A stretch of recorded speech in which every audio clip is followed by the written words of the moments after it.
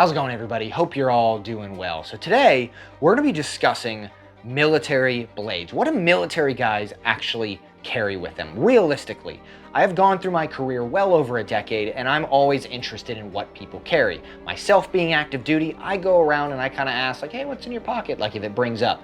Over the years, I'm going to explain what is the majority of knives that I see in people's pockets. Now, we're talking about types. We are going to dive into brands as well, as in brand loyalty, because it's extreme brand loyalty in some regard, which we will get to that here in a bit. But what types of knives do I typically see over my well over a decade career? Now, most people would assume, honestly, you would think out the front knives are super popular in the military, right? They're super cool. They're kind of Hollywood dressed up, as in, oh, only military guys can carry those, stuff like that. No, civilians can actually carry these in certain states, certain laws, you can do it. They're expensive, right? But most people would assume that is the knife, right? As in, super cool, there you go. Actually, it's not. I have carried these knives occasionally in certain circumstances, specifically this one on a deployment, that's why it's so beat up. But realistically, the other folks out there, they don't really carry out the front knives, mainly because they're expensive.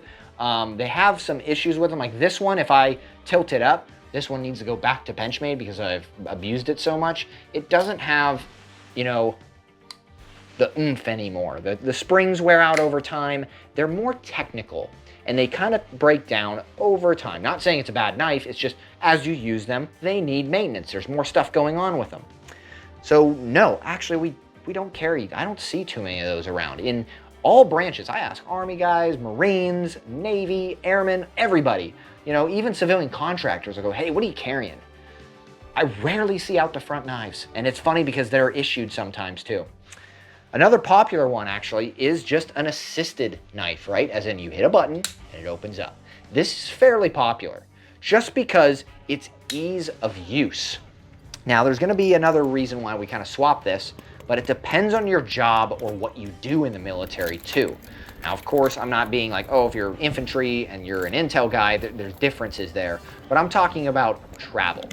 But before we get there, assisted knives or button actuated, these are fairly popular because you can actuate them one hand. As in, imagine if I was busy, I was holding something, I needed to open it up, I needed to make a cut, I can flip this over and on the back of my pant leg, I can just close this back up one-handed and put it back in my pocket. Very easy, very quick. That tends to be a very popular type of knife, along with, of course, the typical folder and locking knife. This is a Benchmade bug out, of course. Benchmade over here, Benchmade, all kinds of different stuff.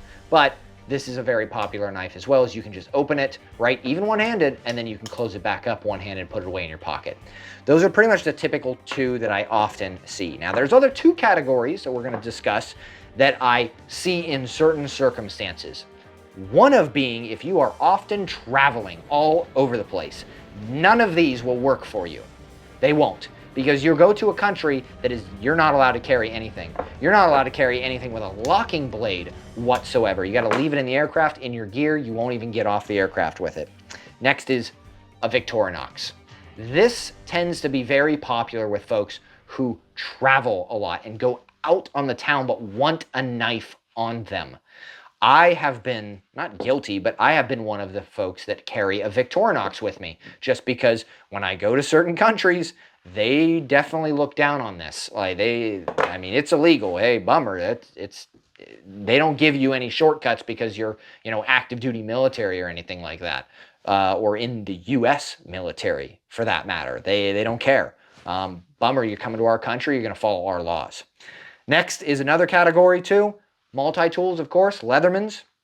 Getting into that kind of aspect is if I can't carry anything, I will carry at least a Leatherman on me, just because, of course, we have a knife on it, and then you already know Leatherman, you have the capability of opening it up, doing what you need to with it. It's a great tool. It's pretty much a modular tool in essence.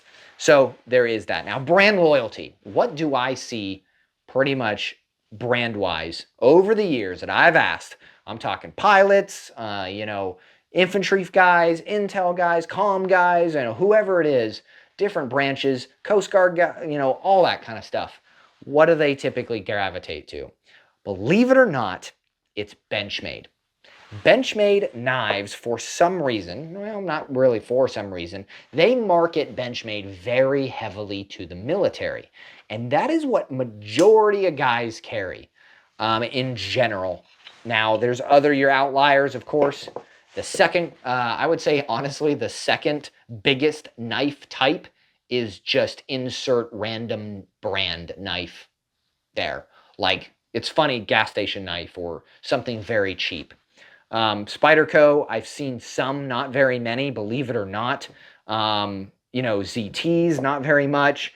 Microtex, Ultratex, Benchmade is pretty much that, that go-to. It's either Benchmade or Leatherman, to tell you the truth, is in a multi-tool. That's what you see for the most part. And this is based on my experiences in many different countries, well over 15 years, well over a decade, coming up on 15 years in the military. So, yeah, that's just what I've witnessed. Now, I get it. Someone in the comments is going to be like, oh, well, I carried this and that. And, oh, I'm like, that's fine. I'm just explaining what I have seen throughout my career when I ask people. So if you carry, let's say a die-hard, fixed blade knife everywhere you go and not a single country has asked you why you have it, that's awesome. I'm glad you sent it. Perfect. I mean, keep doing you. I'm not steering you any different direction. I'm just saying what I've witnessed based upon my experience. I'm just a data point, and I'd like to talk about it. So here I am. So if you guys like this kind of stuff, I do this stuff with watches too. I'm planning on doing a video about it, like what kind of watches do military guys particularly gravitate to, just in my experience when I ask them, like, hey, what are you wearing? Oh, it's got a Seiko 5, oh, it's super cool, or Rolex, or GMT, or, Garmin's, Apple Watch, all that kind of stuff. What's the popular stuff? We're going to get into that later. But if you like this kind of stuff, don't forget to subscribe. I greatly appreciate it. We have PayPal and Patreon. That's how you can support the channel, along with patches and stickers if you're interested in making some. Helps out the channel a little bit. If you don't want to do that, that's fine too. But yeah, other than that, this is my opinion and what I've witnessed through my experience, what military guys like to carry knife-wise. If you enjoyed it, like, subscribe, and I hope you all have a great day.